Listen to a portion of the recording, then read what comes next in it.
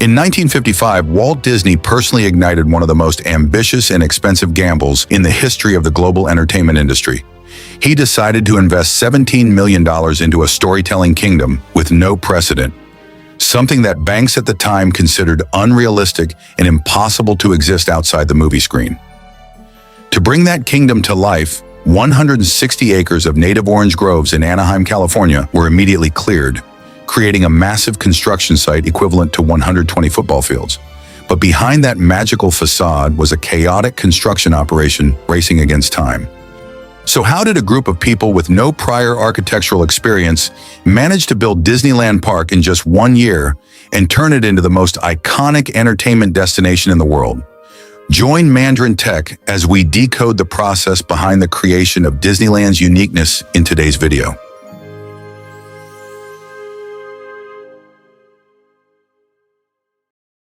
Before the 1950s, most amusement parks in the United States were simply scattered mechanical fairgrounds, places where rides were installed randomly, without a consistent theme, and with almost no storytelling experience at all. However, after a visit to a fair with his daughters in 1948, a bold idea began to take shape in the mind of the legendary filmmaker, Walt Disney. He recognized a critical gap in the entertainment industry at the time. Amusement parks then were merely places that packed visitors into lifeless mechanical machines. Disney wanted to create something completely different, a space where every road would lead to a story, every building would function as a cinematic prop, and the entire park would operate like a fictional world with its own internal logic. To make that happen, he had to completely erase the traditional way of building amusement parks and begin by establishing a gigantic film set in real life. That idea later became the model for the entire modern theme park industry and permanently changed the way people experience entertainment.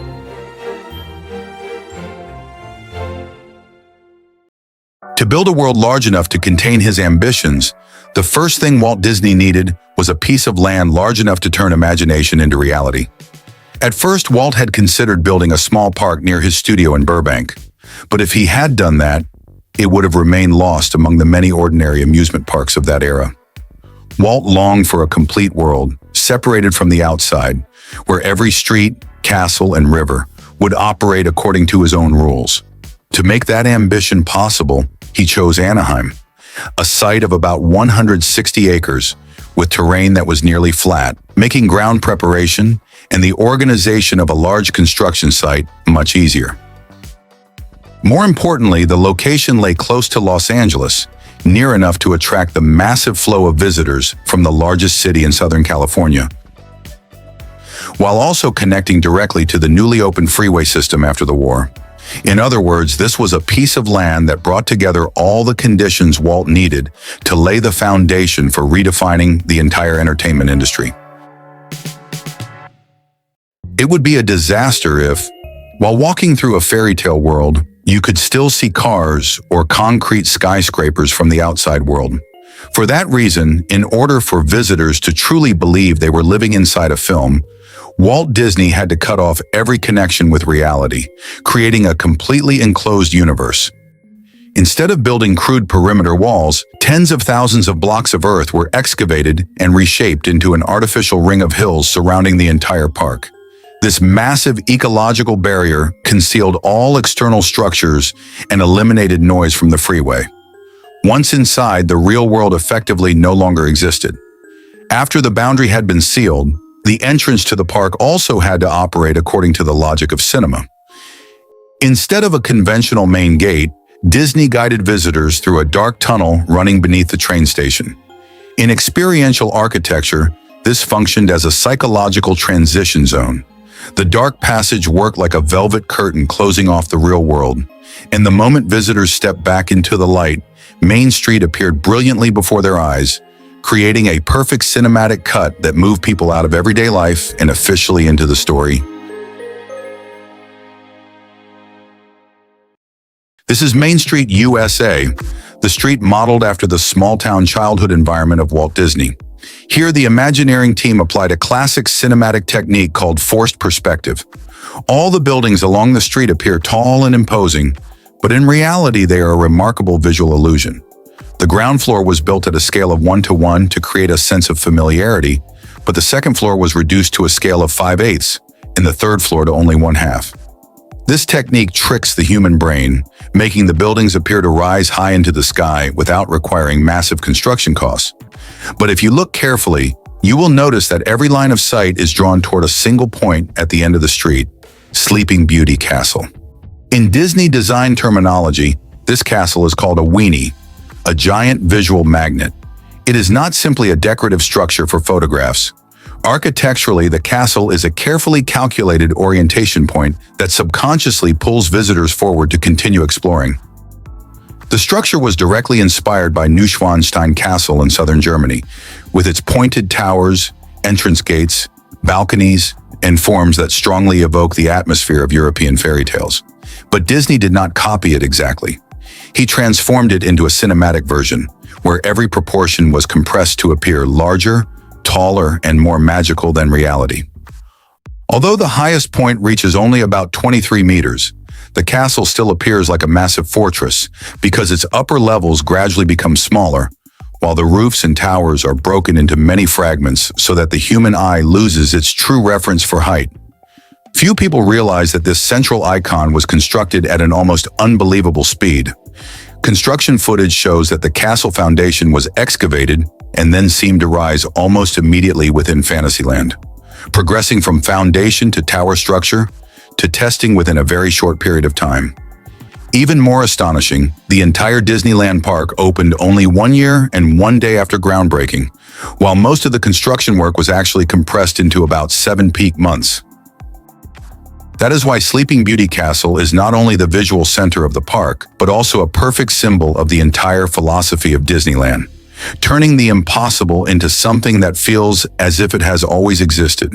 And when visitors reach the foot of the castle, the heart of the park, the true brilliance of Disneyland's structure becomes clear. The entire space here is organized according to the hub and spoke model, meaning a central axis with branches radiating outward like the spokes of a wheel. The castle serves as the central core, from which themed lands such as Fantasyland, Frontierland, Adventureland, and Tomorrowland extend in multiple directions, like a wheel expanding outward. You may wonder what makes this model so effective. It completely eliminates the feeling of getting lost.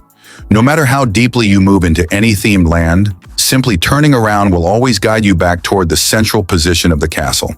At the same time, it functions as a perfectly calculated circulation system that distributes tens of thousands of visitors across multiple directions without creating localized congestion. This spatial solution permanently shaped the structural framework for theme park design all around the world up to the present day.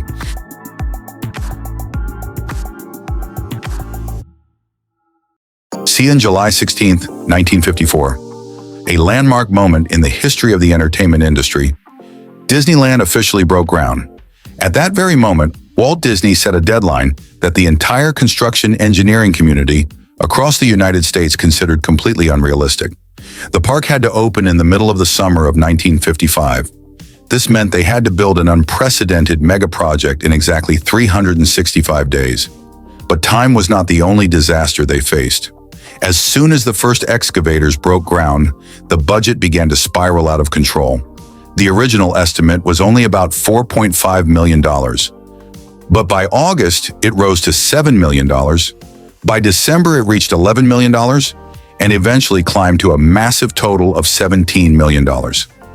Halfway through construction, the project ran completely out of money and nearly had to suspend work indefinitely. To save his dream, Walt Disney made a decisive and extremely risky move. He mortgaged his entire personal residence, borrowed money from a television network, and withdrew the full value of his 30-year life insurance policy. From that moment on, the construction of Disneyland was no longer an ordinary architectural project. It officially became a race for survival, a gamble that put everything he owned at stake, where the line between a historic masterpiece and total financial collapse was separated by only a single finish line. If Disneyland had followed the conventional path of the traditional construction industry, it would certainly have failed. To survive, Walt Disney created a philosophy that had never existed before. Imagineering, a unique combination of imagination and engineering. Instead of assigning the entire project to traditional construction engineers, Walt brought in large numbers of film studio artists, art directors, model designers, set builders, and mechanical engineers from Hollywood itself. In other words, Disneyland was built by masters of illusion. This combination turned the construction site into a gigantic draft that was continuously improvised directly on the muddy ground. A typical example was Sleeping Beauty Castle, where the roof spire was turned upside down after it had once been installed incorrectly during cleaning. At Jungle Cruise, one of the most complex artificial rivers ever created in theme park history was shaped from rough sketches drawn with tree branches. And when the budget reached its lowest point, with no money left to import tropical trees, landscape designer Bill Evans looked at the dead walnut trees that had been cut down from the old orange groves, planted them upside down into the ground, and transformed them into the mysterious exposed roots of ancient Amazon jungle trees, deceiving the eyes of millions of visitors.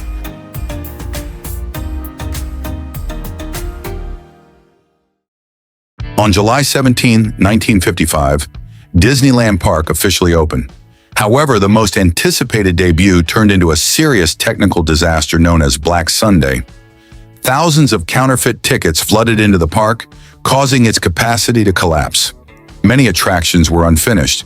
The Mark Twain riverboat nearly capsized under the weight of too many passengers.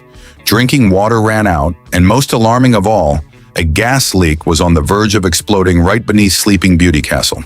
The press rushed to mock the situation, and the elite were convinced that this $17 million gamble had officially failed. But a miracle happened for Walt Disney. The overwhelming power of storytelling defeated every technical mistake.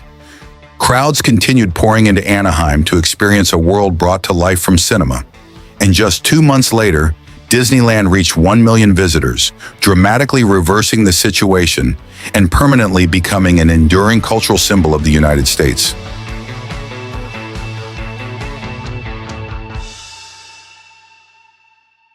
The success of Disneyland Park did not stop at record-breaking ticket sales. It directly gave birth to an entirely new concept, the modern theme park industry. Disneyland proved to the world that a park is not simply a place for entertainment, but the highest expression of experience-oriented architecture. Before 1955, architectural works were typically designed only to serve their core functional purposes.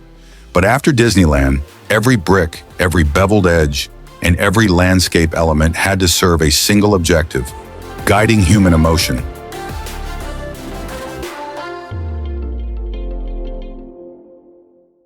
The extraordinary success of Disneyland Park in California triggered an unprecedented large-scale expansion in the history of the theme park industry.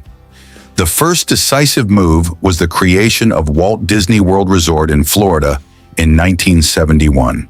Learning from the costly land limitations in Anaheim, Disney launched covert acquisition campaigns, secretly purchasing more than 27,000 acres of swampland, an area roughly comparable in size to San Francisco. Not stopping at the borders of the United States, this powerful revenue-generating machine began expanding across continents. In 1983, Tokyo Disneyland opened, marking the empire's first landing in Asia and immediately becoming a massive revenue success. In 1992, the fairy tale kingdom continued to take root in Europe with Disneyland Paris. Although it initially faced strong resistance due to cultural barriers, it ultimately used the strength of spatial design to win over the market and became the most visited destination on the continent. Entering the 21st century, Disney's ambitions continued to expand across Asia with the opening of Hong Kong Disneyland in 2005 and the technological peak represented by Shanghai Disney Resort in 2016. In Shanghai, the castles were not only built from bricks and stone, but were also filled with some of the most advanced illusion technologies, hydraulic mechanical systems, and artificial intelligence in the world. From the original 160 acres of orange groves, Disneyland has now evolved into a global ideology, a place where emotion and experience reach their highest expression. From an idea that was once mocked across Hollywood, Walt Disney permanently changed the way humanity experiences entertainment. He did not simply build a park. He established a golden standard that shaped the entire global theme park industry up to the present day and transformed how people experience leisure and storytelling spaces. It stands as one of the greatest proofs of a powerful truth. When engineering is guided by extreme imagination, human beings can achieve what once seemed impossible. And you, which bold improvisation by Walt Disney and the Imagineering team impressed you the most in this $17 million mega project? Leave your thoughts in the comments so we can discuss together. And do not forget to subscribe to the Mandarin Tech channel to continue exploring the greatest engineering projects in the world with us.